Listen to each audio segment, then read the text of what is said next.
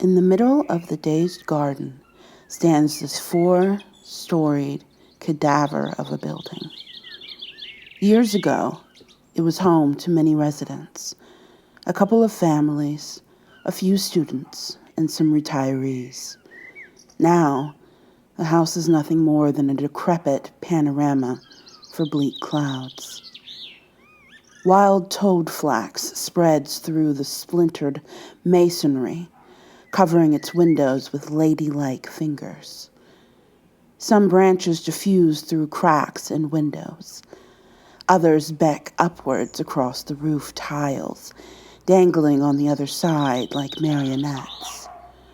Ornamenting this somber palette of ossified colors, the house has lulled itself to sleep with the memories of its past, not even disturbed by thuds of dry acorns on the cracked cemented path. Time has stopped here. Every now and then, curious passerby press their foreheads against the rusty gates of the garden, desperately squinting through the mist. None dare to climb over and enter. You too have been passing by, peeking through the gates, wondering about the empty garden and the house. And like everyone else, you too never dared to enter, until now.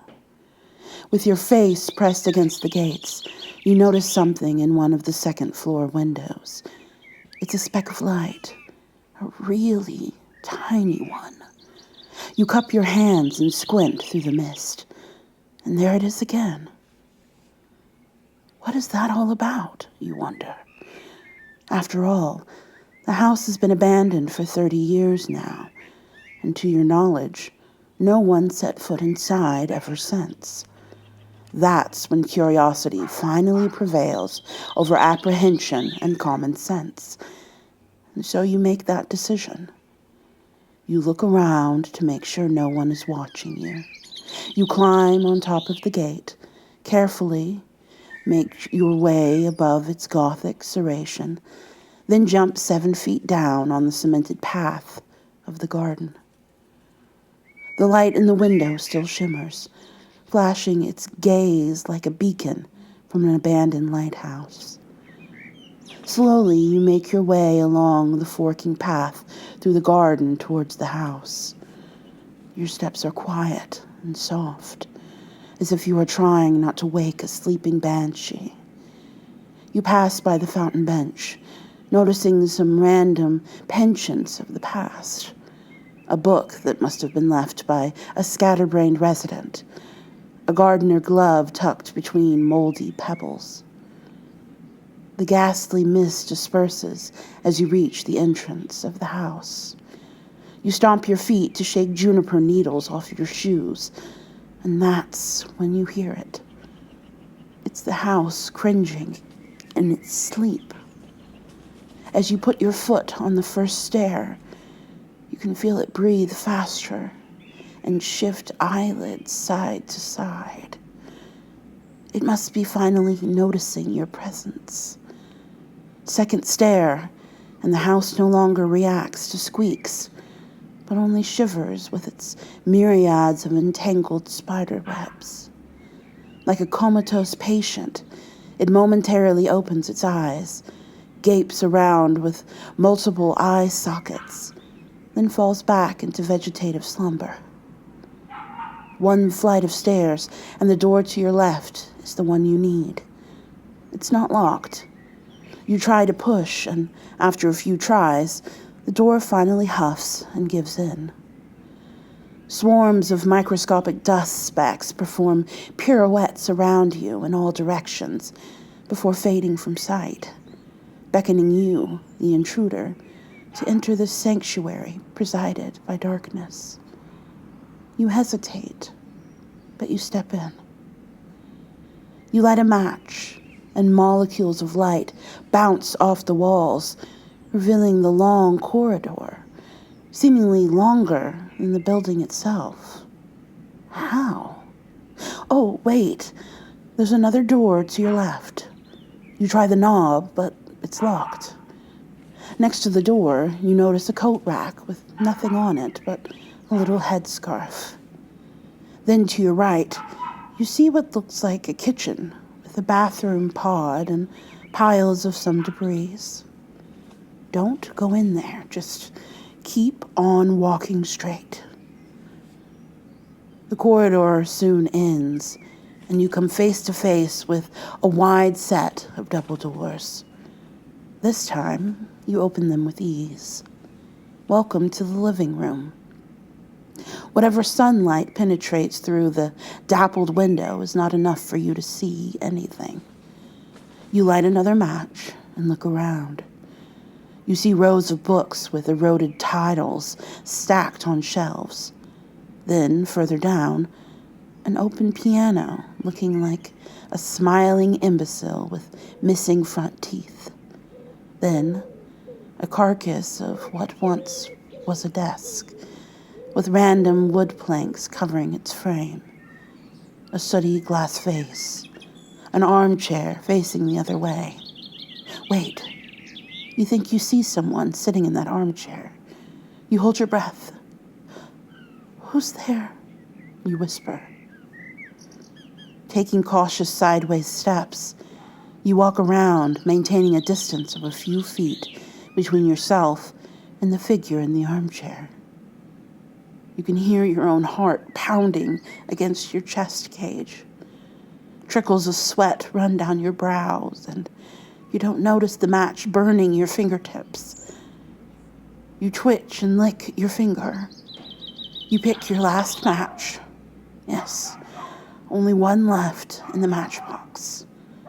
You nervously rub it against the side of your matchbox 3 or 4 times until it finally draws aerial hues in the air. As the sulfur light once again illuminates the living room, you find yourself standing right in front of that someone.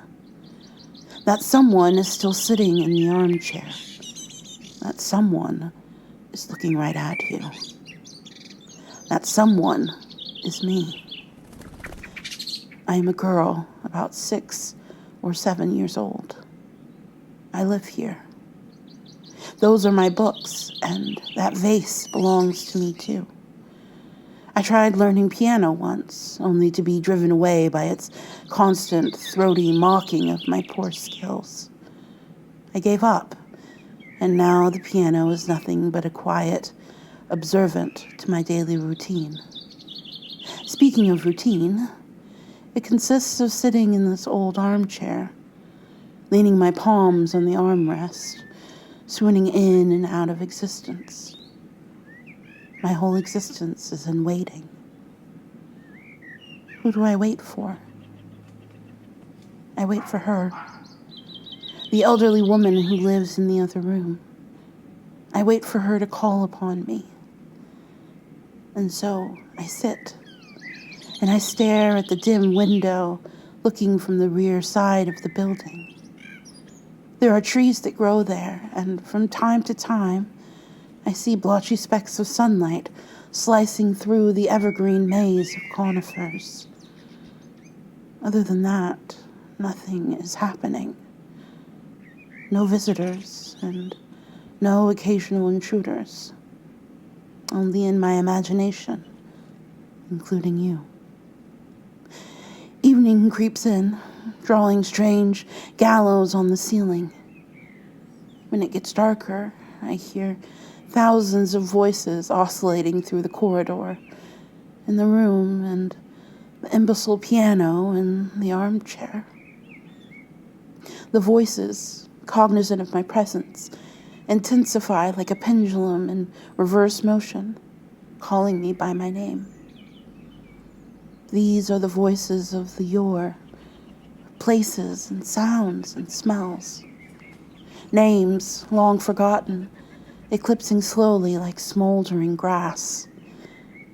This quiet peace is only disturbed by the clamor of dripping faucet in the kitchen every hour, and pacing of the elderly woman in the adjacent room. She paces from one corner to another. I dare not enter her room. Not until she calls me.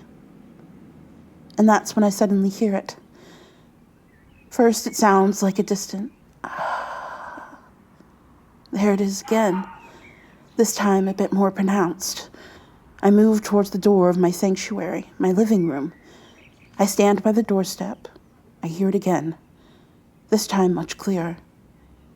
Child. That cannot be a mistake. It's her. Goodbye, piano. Goodbye, armchair. Goodbye, books. I float down the corridor, gently caressing the ceiling with my hair. As I come closer to the bedroom, the voice resonates with overlaying echoes like this. Child. And dormant echoes retort to her in their peculiar unison. The door to her bedroom is locked, but it isn't locked for me. I open and I float into her room, hovering above the floor like an apparition. Faint light from a lantern situated on a nightstand is enough to only uncover a few feet of the room, and one may wonder if this is the same light that beckons through the window, inviting adventurous intruders. As I enter the old woman's room, I gaze through the sumptuously furnished room, down the arabesque wall tapestry with arching necks of draped chandeliers. I've never been here before, and my childish curiosity takes over. Below the tattered decorations of oval coving, I notice old photographs hung on manifold nooks. The aura above the lantern gives some unwanted colors to the otherwise black and white photographs. I notice sallow inscriptions in the corner of each photograph. I try to read it first, but I hear a voice reading it for me. Jacob F. Haynes. I turn to the corner of the room where the voice came from. It must be her, the elderly woman sitting in the armchair in the dark corner of the room. Jacob F. Haynes, says the voice again. That's the name of the photographer, the person who took that photo.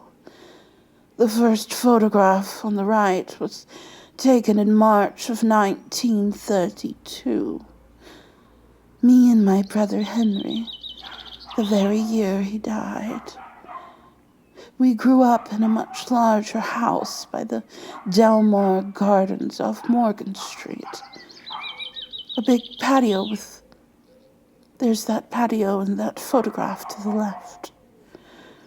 Her croaky sentences finally cease, and I can feel her shivering stare through the brown darkness. I can hear her taking loud sips of breath between words like ebb and tide of an ancient ocean. If I take another step, I will see her face. But she stops me and commands to take a seat on the ottoman. My name is Aradine, she says. I was only 9 when Henry died. She pauses to repel the sudden onslaught of painful memories, then takes a deep breath and slowly goes on.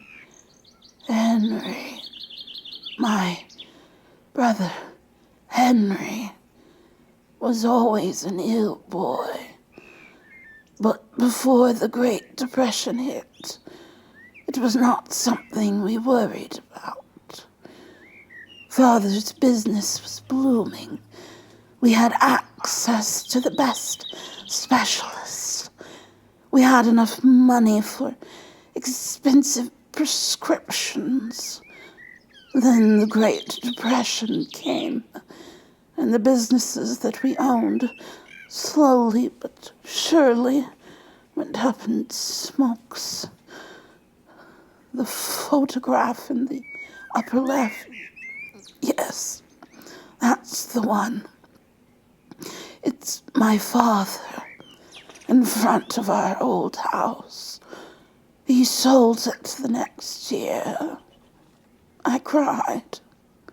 So did Mother, even when she tried to soothe me. That is when we moved here, to the second-floor apartment in this residential building. This is my room, mine and Henry's. He slept right there, exactly at the same spot where those photographs are. While we tried to make ends meet, his disease only got worse. Doctors gave it a medical name, polio. Other doctors gave it a scary nickname, plague of the century, and they told my father that Henry had to be hospitalized. Henry died on Christmas Day. His body weakened from numerous childhood illnesses, could not withstand another challenge. He was lucky. I knew he was. Others like him that I saw in the hospital lived on. Children of his age, some older, some younger. They were being placed in wooden boxes where nurses simulated their lungs to breathe. They called it iron lungs. It was supposed to save them, but it only inflicted more pain. Henry never went through that. He was lucky. He died peacefully on Silent Night. She stops again. Emotions must have combed through her throat, weakening tongue muscles for a moment. But she knows she has very little time left, and her words, like columns of blind men, meander towards me, never breaking formation. That photograph in the middle is of me and my mother in 1944 at the train station. Few days after we received the Western Union telegram from Adjutant General, he was deeply saddened to inform us that my father, who was previously reported missing in action, was killed in Holland. The day after we received the death telegram, I informed my mother that I was joining the military. She did not try to dissuade me. I remember her look like an abyss staring back at you. We stood at the train station and posed for one final photo for 30 cents. That photo right there. Then across the Atlantic to tread on the battlegrounds where my father once fought. Military nurse, Army Nurse Corps, blue khaki olive uniforms. Then the war was over. That photograph below, that's me in Paris, 1945, late spring. Flowers that they used to sell only on Rue de Lyon. His door with the cowbell ring that made me laugh. I can hear it. That putrid stench of the nearby canal, I can smell it. The loaves he baked for me with shelled peas, he called it poi pan. I can taste it. And the way he looked at me when I came by their family bakery and rang that cowbell and asked for another poi pan, and the secret signal that only he and I shared. I cherished it The alcove where we met under the pillows of lilac, and my name that he pronounced so funny. Eggy Adna. It made me smile. The letters we wrote to each other with those strange curves he would put above vowels that made his handwriting so special. And then our dreams, our funny dreams that whirled in the air, tap danced on monastery towers before disappearing in the lagoon sky. She looks at the tall clock on the other side of the room. It doesn't work.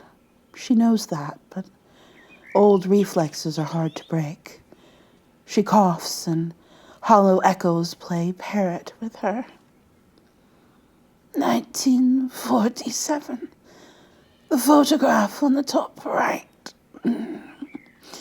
Me back in this apartment after 3 years of being away. Like a pebble thrown in the air, I came back to say goodbye to Mother. That tumor they found in her skull was supposed to keep her alive for only 1 month. Enough for me to come back and lay her down to rest. She lived for 2 years. It was just the two of us in this apartment. Me and her tumor. We shared our days in this room, sometimes walking downstairs and glistening under the fountain in the garden. Me reading, tumor nodding and asking me for a release. I refused to grant one. Tumor understood and obeyed. I spoke to the apathy in her eyes and to the tumor. The fountain water would occasionally splash dead mosquitoes on her gray dress. I wiped them. From time to time, she tried to talk, but that sounded only like croaking, followed by a grasping cough and drooling. My 1 month return home turned into 2 years, which then turned into a lifetime. I stayed by her side all that time, and I stayed when she passed on, and I stayed thereafter. 1959, that photograph right there. Yes, oily and yellow. The last photograph of me. The last photograph of this building while it was still alive. A few years before that, I managed to buy the building from previous owners for a very cheap price. They wanted to sell it quickly, and frankly, no one was interested in buying an old, decrepit house. No one but me. Little by little, all residents have moved out. You can see the house in the background in the photograph. Only our window is lit, others dark, like an eternal pendulum. I remained the sole beating heart of this house. Hollow echoes of the room cough harder, turning the moribund space into a compilation of sibilating blasts. She plays parrot with them. I am sensing the end. Child, come closer, closer. She's lifting the sateen veil off her face, and for a moment stares into the emptiness of the room, with memories curling up like coils of white smoke, then drifting towards me. I catch them all. I am gliding right above her. I am imbibing her memories. I am an infant popping soap bubbles. Her last thoughts are pulsating like concluding baritone of the tall clock, pushing into its final slow motion ticks. I can hear her. Time. It plays with musical notes on her faces, hops between waves onto the parched shells of her lips, toys with the crest of her wrinkles, and then gyres upwards with hissing sighs. I come closer, closer, closer, until my curls become hers, until my young body and hers become one. Her voice, her face, and that empty apathy in her eyes turns into a childish curiosity. Blooming flowers tessellate the raptured skin like a warm spring rain after a dry winter. The world is new again. The house takes its last breath and dies. The elderly woman's head rests on the armchair. They die together, and the speck of light slowly floats out of her chest towards me. I reach out and I catch it. The speck of light, the same one that you, the intruder, saw moments ago behind the gate. The same light that ignited your curiosity and made you climb over the gates through the misty garden, down the forking path to the staircase, upstairs to the apartment through the corridor to this very room, only to find nothing in here. By then, I will already be gone. I will have already bid my farewell to the dead house and parted with the garden and the gates and the needled junipers and the derelict fountain. I am outside the gates now. I stride merrily down the street to the market square on my way to the new life. I am ready to live again. I am alive. My name is Arden.